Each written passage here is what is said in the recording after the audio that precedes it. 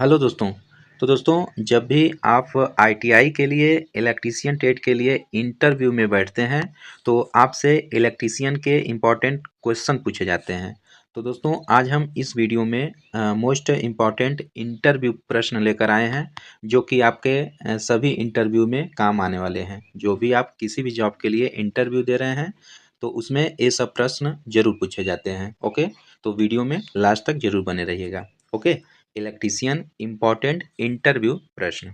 दोस्तों, पहला क्वेश्चन इसमें है, एक इलेक्ट्रीशियन के लिए दुर्घटनाओं यानी हैजर्ड्स या फिर किसी भी तरह की चोट या नुकसान से बचने के लिए कौन कौन से किट या उपकरण होते हैं। तो आपसे प्रश्न यह पूछ लेगा।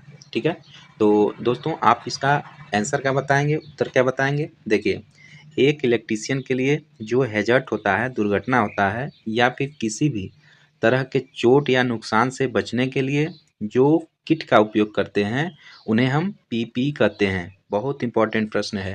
पीपी जो होता है दोस्तों, पर्सनल प्रोटेक्टिव इक्विपमेंट होता है। ओके, इसमें क्या होता है, मुख्य रूप से हाथ के लिए दस्ताने, पैरों के लिए स्पेशल टाइप के जूते, सेफ्टी के लिए बेल्ट आदि शामिल होते हैं। ओके, साथ ही हाथों में किसी भी प्रकार के कड़े या फिर अंगूठी भी ना पहनने की सलाह दी जाती है। ओके, तो अगर इंटरव्यू में आपको इस प्रकार के प्रश्न पूछे जाए तो आप इसका जवाब इस प्रकार देंगे। ओके, क्वेश्चन 2 आपसे पूछ सकते हैं, आपने इलेक्ट्रिकल फील्ड को क्यों चुना। ओके, या फिर आपने इलेक्ट्रीशियन क्यों बनना चाहा। ओके, तो सभी का, आप अगर इलेक्ट्रीशियन से हैं तो इलेक्ट्रीशियन में, या फिर फिटर से हैं तो फिटर में, तो आप वहीं स्पेशली ट्रेड ही क्यों चुनते हैं। ओके, अगर आप इलेक्ट्रिकल से डिप्लोमा या फिर आईटीआई कर रहे हैं तो फिटर क्यों नहीं चुने, इलेक्ट्रीशियन ही क्यों चुने। ओके, तो इसका आप जवाब कैसे देंगे। देखिए, इसका आंसर आप अपने इंटरेस्ट के हिसाब से भी दे सकते हैं, पर जो इस तरह से फ्रेम किया जा सकता है, मुझे हमेशा से ही साइंस में इंटरेस्ट रहा है, मुझे हमेशा साइंस के बारे में जानने और इससे समझना अच्छा लगता है। इलेक्ट्रिसिटी कैसे फ्लो होती है और किस प्रकार से ये इलेक्ट्रिकल डिवाइस वर्क करते हैं, ये सभी चीज़ों के बारे में जानना मुझे अच्छा लगता है। इसलिए मैंने इस फील्ड को अपना करियर बनाया। ओके, तो दोस्तों, आपसे अगर इलेक्ट्रिकल के फील्ड के बारे में पूछा जाए तो आप इजी से इस प्रकार के आंसर दे सकते हैं। ओके, अगला इंटरव्यू का प्रश्न है, सर्किट ब्रेकर क्या होता है। ओके, तो ये इम्पोर्टेंट होता है। सर्किट ब्रेकर आपसे एग्जामिनर अगर कोई भी इंटरव्यूअर है पूछ देगा, सर्किट ब्रेकर क्या होता है, what is a circuit breaker, तो आप क्या बताएंगे दोस्त। देखिए, सर्किट ब्रेकर का एक ऐसा डिवाइस है जो किसी भी प्रकार के फॉल्ट या सर्किट में फेलर होने या फिर किसी भी प्रकार की इमरजेंसी कंडीशन में सर्किट में कनेक्शन को ब्रेक करने के लिए उपयोग किया जाता है। ओके, जब सर्किट की प्रॉब्लम सॉल्व हो जाती है तो इसे फिर कनेक्ट कर दिया जाता है, अर्थात वापस उपयोग में लाया जा सकता है। कुल मिलाकर दोस्तों, जो सर्किट ब्रेकर होता है एक ऐसी डिवाइस होती है जो आगे फॉल्ट की स्थिति में कोई भी सर्किट होता है तो उसे तोड़ने और जोड़ने के लिए प्रयोग की जाती है। ओके, चाहे वो डोमेस्टिक लाइन हो और चाहे ट्रांसमिशन लाइन हो, याद रखेंगे। अगला प्रश्न इंटरव्यू का प्रश्न है, सर्किट ब्रेकर कितने प्रकार के होते हैं। ओके, तो दोस्तों, जो सर्किट ब्रेकर, आप क्या जवाब देंगे। सर्किट ब्रेकर कई प्रकार के होते हैं, जैसे एयर सर्किट ब्रेकर, एयर सब six circuit breaker, vacuum circuit breaker, oil circuit breaker आदि सर्किट ब्रेकर होते हैं जिनका ज़्यादातर उपयोग किया जाता है। ओके, तो आप कौन कौन से सर्किट ब्रेकर बताएंगे। Air circuit breaker, S F six circuit breaker, vacuum circuit breaker, oil circuit breaker. Okay, आगे है प्रश्न, फ्यूज क्या होता है। ओके, तो दोस्तों, आप क्या बताएंगे। फ्यूज एक प्रकार का प्रोटेक्टिव डिवाइस होता है। यह एक स्ट्रिप या वायर से बना होता है। जब भी सर्किट में करंट इनसे लेवल से ज़्यादा हो जाती है, यानी एक लिमिट इनका लेवल होता है, इनसे जब ज़्यादा हो जाती है तो यह मेल्ट हो जाता है, यानी फ्यूज पिघल जाता है और सर्किट को ब्रेक कर देता है। ओके, जिससे सर्किट में या अन्य उपकरण में किसी भी प्रकार का कोई नुकसान न हो, यह सेफ के लिए किया जाता है। और जब सर्किट की प्रॉब्लम सॉल्व हो जाती है तो इसे फिर से कनेक्ट नहीं किया जा सकता, क्योंकि एक बार मेल्ट होने पर यह ख़त्म हो जाता है और वापस उपयोग में नहीं लाया जा सकता। दोस्तों, वापस लाने के लिए इसमें अलग से वायर को कनेक्ट किया जाता है। ओके, तो फ्यूज के बारे में आप अच्छे से देख सकते हैं। आगे इंटरव्यू का क्वेश्चन है, एमसीसीबी क्या होता है और क्यों उपयोग किया जाता है। ठीक है, तो इम्पॉर्टेंट फैक्ट है दोस्तों, एमसीसीबी का पहले पूरा नाम जो होता है मोल्डेड केज सर्किट ब्रेकर होता है, और ये एक प्रकार का सर्किट ब्रेकर ही होता है जो कि सबसे ज़्यादा उपयोग में लिया जाने वाला सर्किट ब्रेकर होता है। ओके, जिसको किसी भी प्रकार की कंडीशन जैसे ओवरलोड, शॉर्ट सर्किट या फिर फॉल्ट की कंडीशन में उपयोग किए जाते हैं। दोस्तों, इसकी रेटिंग जो होती है 125 एम्पियर से लेके 800 एम्पियर तक होती है। किसकी? आरसीसीबी के रेसिडुअल करंट सर्किट ब्रेकर का। ओके, अगला क्वेश्चन है, हाई वोल्टेज सिस्टम को ब्रेक डाउन होने से कैसे बचाया जा सकता है। ओके, तो जवाब क्या होगा, इसके लिए प्रॉपर मेंटेनेंस की ज़रूरत होती है, जैसे कि सर्किट की कहीं ओवरलोडेड तो नहीं है और जो भी इंस्ट्रूमेंट पावर से कनेक्टेड हैं उनकी वोल्टेज तथा करंट रेटिंग सही है, किसी भी कंपोनेंट में किसी भी प्रकार का कोई डैमेज नहीं है और कोई वायर ऐसा नहीं है जो कहीं से डैमेज हो रहा है आदि बातों को ध्यान में रखकर हाई वोल्टेज सिस्टम को ब्रेक डाउन होने से बचाया जा सकता है। ओके, अगला प्रश्न है, कैपेसिटर क्या होता है और क्यों यूज किया जाता है। ठीक है, इम्पॉर्टेंट है। तो दोस्तों, कैपेसिटर को कंडेंसर बोलते हैं, क्या होता है और क्यों यूज किया जाता है। तो आपका जवाब क्या होगा, कैपेसिटर एक प्रकार का इलेक्ट्रिकल डिवाइस होता है जिसमें एक या अधिक पेयर के वायर का उपयोग किया जाता है, जिसको इंसुलेटर की सहायता से सेपरेट किया जाता है, और इन कैपेसिटर को उपयोग किसी भी डिवाइस में इलेक्ट्रिकल चेंज को इलेक्ट्रिकल चार्ज को स्टोर करने के लिए किया जाता है। ओके, याद रखेंगे। अगला प्रश्न है, इलेक्ट्रिकल सिस्टम क्या होता है। क्या होता है इलेक्ट्रिकल सिस्टम? इलेक्ट्रिकल सिस्टम के अंदर वो सभी कंपोनेंट आते हैं जो इलेक्ट्रिकल पावर के जनरेशन से लेकर ट्रांसमिशन और फिर डिस्ट्रीब्यूशन तक में शामिल होते हैं, जैसे कि generator, transmission line, circuit breaker, insulator, transformer, okay, conductor, inductor, capacitor आदि सभी इलेक्ट्रिकल सिस्टम के अंदर आते हैं। ओके, प्रश्न अगला है 10 है, इलेक्ट्रिकल सर्किट क्या होता है। ओके, दोस्तों, इलेक्ट्रिकल सर्किट एक प्रकार का क्लोज पाथ होता है जिसमें इलेक्ट्रॉन मूव करता है और ए इलेक्ट्रॉन की करंट प्रोड्यूस करता है। इलेक्ट्रिकल सर्किट में मुख्य रूप से 3 कंपोनेंट होते हैं। कौन कौन होता है? Electrical energy source, electrical device और कंडक्टिंग मटेरियल का क्लोज लूप। इस प्रकार एक इलेक्ट्रिकल सर्किट कंप्लीट होता है। ओके, दोस्तों, जो 3 कंपोनेंट होते हैं क्या होते हैं? पहला तो सोर्स हो गया, ठीक है, और इलेक्ट्रिकल डिवाइस हो गया और ये कंडक्टिंग मटेरियल हो गया। ओके, 3 सोर्स होता है। आगे है, किसी भी इलेक्ट्रिकल सर्किट में 14/2 वायर से क्या मतलब होता है। दोस्तों, अगर 14/2 वायर दे दिया जाए, इससे क्या मतलब होता है? तो देखिए, किसी भी इलेक्ट्रिकल सर्किट में 14/2 वायर से मतलब एक ऐसे वायर से है जो कि 14 गेज कापर वायर का होता है और इसकी जो मोटाई होती है वो लगभग 1.63 mm होती है।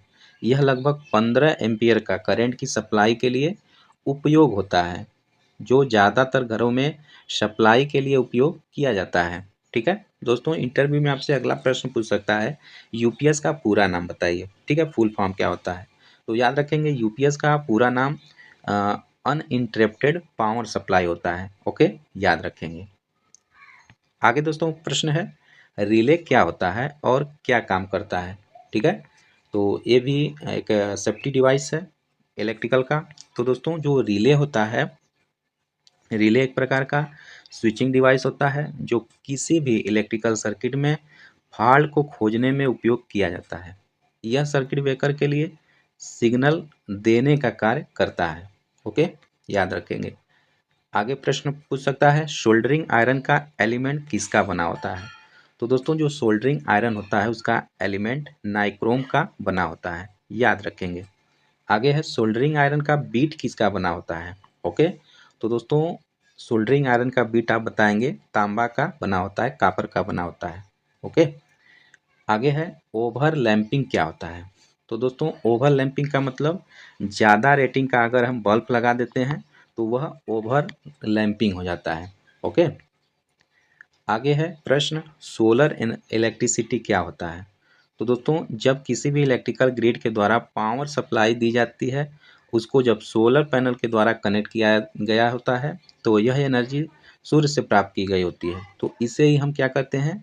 सोलर इलेक्ट्रिसिटी कहते हैं। ओके, याद रखेंगे। प्रश्न अगला है, इलेक्ट्रिकल एक्सीडेंट से कैसे बचा जा सकता है? जाहिर सी बात है, इलेक्ट्रिकल पर काम कर रहे होते हैं तो इलेक्ट्रिकल एक्सीडेंट हो सकता है, तो उसे उससे हम कैसे बच सकते हैं? तो दोस्तों इलेक्ट्रिकल एक्सीडेंट से बचने के लिए हमें हमेशा ही इलेक्ट्रिकल सर्किट में सेफ्टी स्विच का उपयोग करना चाहिए, जिससे किसी भी तरह का दुर्घटना होने पर तुरंत ही सेफ्टी स्विच का उपयोग करके पावर सप्लाई को बंद किया जा सके। इसके लिए सर्किट ब्रेकर या फिर फ्यूज या अन्य डिवाइस का उपयोग किया जाता है। ओके, आगे है, एमसीबी का पूरा नाम क्या है और यह क्यों उपयोग किया जाता है? दोस्तों याद रखेंगे, एमसीबी का पूरा नाम मिनिएचर सर्किट ब्रेकर होता है और यह एक प्रकार का सर्किट ब्रेकर होता है जो किसी भी प्रकार के फॉल्ट या किसी भी एबनॉर्मल कंडीशन में या ओवरलोड कंडीशन में, जैसे ओवरलोड शॉर्ट सर्किट में पावर सप्लाई को ऑफ कर देता है। इसका सबसे ज़्यादा उपयोग घर में पावर सप्लाई के दौरान प्रोटेक्शन के लिए किया जाता है। ओके, तो इम्पोर्टेंट है, एमसीबी के बारे में आप याद रखेंगे। अगला प्रश्न है, इलेक्ट्रिकल में लगी हुई आग को कैसे बुझाई जा सकती है? दोस्तों इलेक्ट्रिकल में लगी हुई आग को हम सी टाइप में रखते हैं और जो आग इसमें बुझाते हैं कार्बन डाइऑक्साइड से बुझाते हैं। एक आती है हेलोन गैस, उससे हम बुझाते हैं। ओके, आगे प्रश्न है, वोल्टेज की परिभाषा क्या होती है?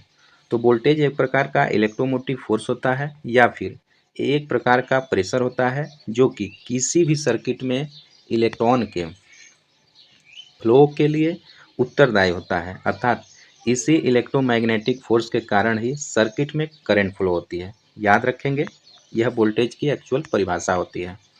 आगे दोस्तों है क्वेश्चन, वोल्टेज और करंट में अंतर क्या होता है? ठीक है, अच्छा प्रश्न है। तो वोल्टेज एक प्रकार का इलेक्ट्रोमोटिव फोर्स होता है जो यह किसी भी सर्किट में करंट के बहने के लिए उत्तरदायी होता है, जबकि किसी भी कंडक्टर के द्वारा इलेक्ट्रिकल चार्ज के फ्लो होने की दर को करंट कहा जाता है। ओके, वोल्टेज को वोल्ट से मापा जाता है जबकि करंट को एम्पियर से मेजर किया जाता है, मापा जाता है। आगे दोस्तों है, कैपेसिटेंस और इंडक्टेंस से आप क्या समझते हैं? तो कैपेसिटेंस एक कैपेसिटर के द्वारा स्टोर किया गया टोटल चार्ज होता है, इसे फैराड में मापा जाता है।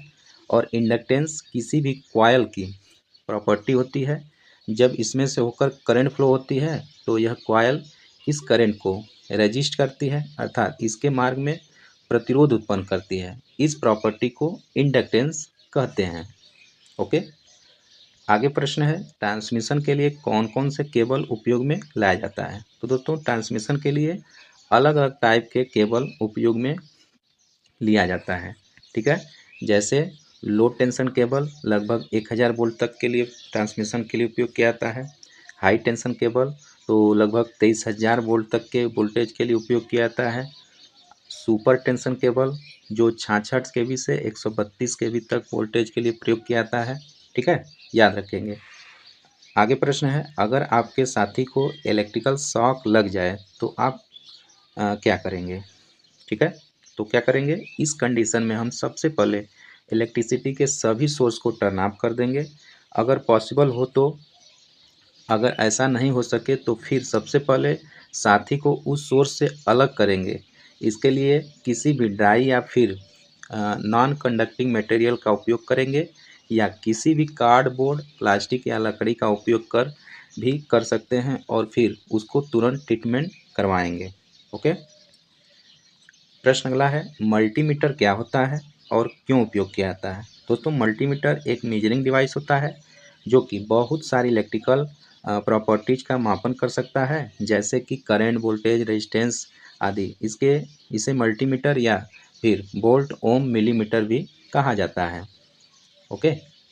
अगला प्रश्न है, वैद्युत मापक यंत्र बनाने वाली कंपनी के निर्माण के लिए उपयुक्त धातु कौन सी होती है? तो दोस्तों, वैद्युत मापन यंत्र बनाने वाली कंपनी के निर्माण के लिए उपयुक्त धातु फास्फर ब्रांज होती है। ओके। प्रश्न अगला है, किसी ट्रांसफार्मर की इफिशियंसी कितनी होती है? तो आप बताएंगे दोस्तों, ट्रांसफार्मर की इफिशियंसी सबसे ज़्यादा 95 से 98% तक होती है उसकी दक्षता। ठीक है। अगला प्रश्न है, भारत में ऑपरेटिंग आवृत्ति कितनी होती है? तो दोस्तों, भारत में ऑपरेटिंग फ्रीक्वेंसी 50 हर्ट्ज है। अलग अलग देश में अलग अलग ऑपरेटिंग है। भारत में पूछेगा 50 हर्ट्ज लगाएंगे। ठीक है, बारे में बोलेंगे। अगला प्रश्न है, डीसी जनरेटर का वर्किंग सिद्धांत क्या है? तो दोस्तों, डीसी जनरेटर फैराडे के विद्युत चुंबकीय नियम के सिद्धांत पे वर्क करता है। ठीक है। तो ये रहे कुछ इम्पोर्टेंट जो कुछ इम्पॉर्टेंट आपके जो कि इंटरव्यू प्रश्न होते हैं इलेक्ट्रिकल के इलेक्ट्रीशियन से। तो आप इस वीडियो के माध्यम से ये सभी वीडियो के क्वेश्चन देखकर आप इंटरव्यू के लिए जा सकते हैं। तो दोस्तों, ऐसे ही वीडियो देखने के लिए चैनल को जरूर सब्सक्राइब करिए और ज़्यादा से ज़्यादा शेयर करिए। मिलते हैं नेक्स्ट वीडियो में, तब तक के लिए नमस्कार।